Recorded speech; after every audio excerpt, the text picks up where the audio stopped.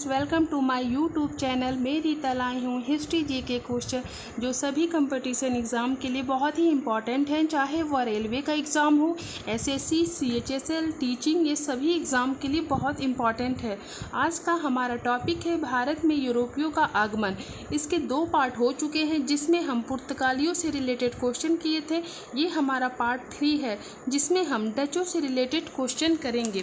तो चलिए देखते हैं हमारा क्वेश्चन क्या है। तो हमारा 28वां क्वेश्चन है, भारत के साथ व्यापार के लिए सर्वप्रथम संयुक्त पूंजी कंपनी किन लोगों ने आरंभ की थी। तो हमारा आंसर क्या होगा? तो हमारा आंसर होगा ए ऑप्शन, डच। किसने की थी? डच। और डच कहाँ के निवासी थे? तो डच कहाँ के निवासी थे? हॉलैंड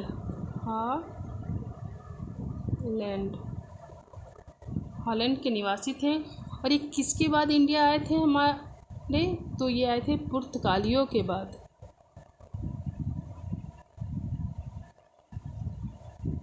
पुर्तगाली के बाद आए थे ये हमारे इंडिया। तो जिस तरह से पुर्तगाली से पहला व्यक्ति कौन आया था? तो हमारा वास्को डी गामा था। तो उसी तरह डच से भी तो कोई पहला व्यक्ति आया होगा। तो उसका क्या नाम था? तो उसका नाम क्या था? तो उसका नाम था कार्नेलिस। क्या नाम था? कार्नेलिस।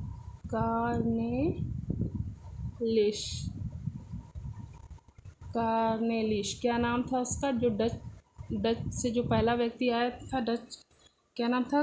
कार्नेलिस डे स्तमान। क्या नाम था?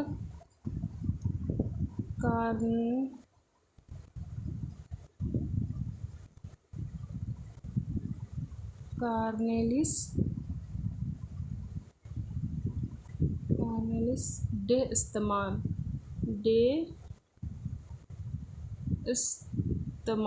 इसको नोट कर लीजिएगा आप लोग, ये एग्ज़ाम में पूछा जा सकता है। डच से आने वाला पहला व्यक्ति कौन था? तो कार्नेलिस डे स्तमान था हमारा। तो चलिए देखते हैं नेक्स्ट क्वेश्चन। देखिए नेक्स्ट क्वेश्चन क्या है हमारा, भारत में डच का सबसे प्रारंभिक उपनिवेश कहाँ था? मतलब प्रारंभिक उपनिवेश या पहली फैक्ट्रियाँ कहाँ खोली गई थी डच के द्वारा? तो हमारा आंसर क्या हो जाएगा? तो हमारा आंसर हो जाएगा ए ऑप्शन, मछलीपट्टनम। और मछलीपट्टनम कहाँ है हमारा? आंध्र प्रदेश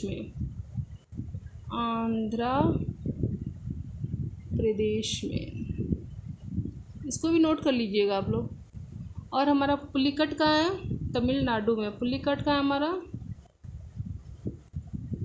तमिलनाडु में। कहाँ है? तमिलनाडु में। और पुलिकट कहाँ है हमारा? तमिलनाडु में। चलिए, तो हमारा प्रारंभिक उपनिवेश डचों द्वारा कौन सा था? तो हमारा क्या था? A option, Machilipatnam. चलिए देखते हैं नेक्स्ट क्वेश्चन। निम्नलिखित में से किन स्थानों पर डचों ने अपने व्यापारिक अड्डे स्थापित किए? तो कहाँ किए थे व्यापारिक अड्डे का? मतलब कहाँ जो भी उनके सामान आते थे, जो भी था, कहाँ उसके स्टोर करना है, कैसे व्यापार करना है, कौन से रास्ते ले जाना है, तो ये सब उनके अड्डे कहाँ थे? तो हमारा ऑप्शन हो जाएगा डी ऑप्शन, उपयुक्त सभी। कहाँ थे? सूरत में थे, भरूच आगरा में भी थे, नागपट्टनम, चिंसूरा, मछलीपट्टनम में भी थे, कोचीन में थे, अहमदाबाद, पटना, इन सारे जगहों पर डचों के व्यापारिक अड्डे थे। चलिए देखते हैं हम नेक्स्ट क्वेश्चन। डच लोगों द्वारा भारत में व्यापार के लिए किन बंदरगाहों का उपयोग किया गया? किन बंदरगाहों का उपयोग किया गया उनके व्यापार करने के लिए? तो हमारा आंसर हो जाएगा डी ऑप्शन। कौन सा आंसर हो जाएगा? D option. तो मछलीपट्टनम मैंने बताया था आगे, ये कहाँ है हमारा? आंध्र प्रदेश में। पुलिकट का हमारा तमिलनाडु में। और नागपट्टनम भी हमारा कहाँ है? तमिलनाडु में। और ये तीनों बंदरगाह हैं, इसलिए बंदरगाह इन्हें कहा जाता है क्योंकि यह तीनों ओर समुद्र से घिरे हुए हैं और आयात निर्यात यहाँ अच्छी तरह से हो जाता है, इसलिए उस समय डचों ने इसको बंदरगाह के रूप में बनाया था। चलिए देखते हैं नेक्स्ट क्वेश्चन। बंगाल में निम्न में से कौन सा कारखाना डचों ने स्थापित किया था? बंगाल में पूछ रहा है, कहाँ बंगाल में कौन सा कारखाना उन्होंने स्थापित किया था? कौन सा स्थापित किया था? तो इसका आंसर क्या होगा? इसका आंसर होगा हमारा ए ऑप्शन चिनसुरा। कौन सा होगा? चिनसुरा, जो कि कहाँ है हमारा? बंगाल में है। चलिए देखते हैं नेक्स्ट क्वेश्चन। किस मुगल सम्राट के काल में इंग्लिश ईस्ट इंडिया कंपनी ने भारत में अपना सर्वप्रथम कारखाना स्थापित किया था? मतलब इंग्लिश ईस्ट इंडिया कंपनी ने जब भारत में अपनी कंपनी को बनाया तो उस समय हमारे मुग़ल सम्राट कौन थे?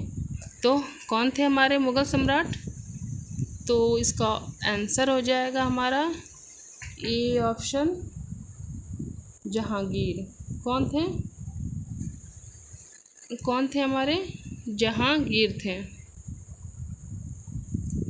जहांगीर थे और इनके शासनकाल में ही 1608 में, इनके जहांगीर के शासनकाल में ही 1608 ईस्वी में हमारे कौन आए थे?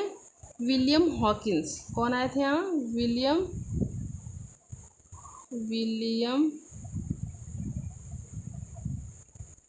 William Hawkins.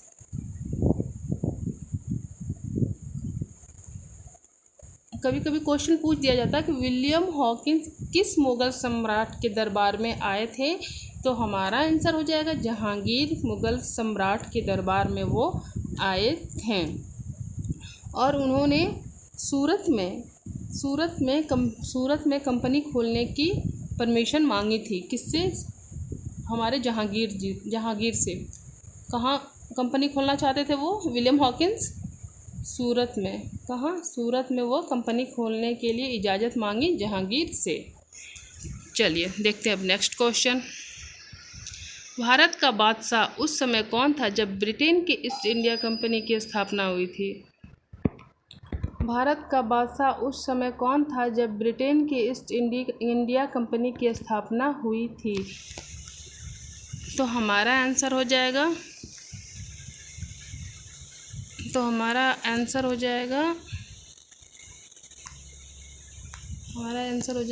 ए सी ऑप्शन। हमारा आंसर कौन सा हो जाएगा?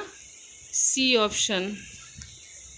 हमारा आंसर हो जाएगा सी ऑप्शन अकबर। जब क्या आंसर हो जाएगा हमारा? C option Akbar. चलिए देखते हैं नेक्स्ट क्वेश्चन। East India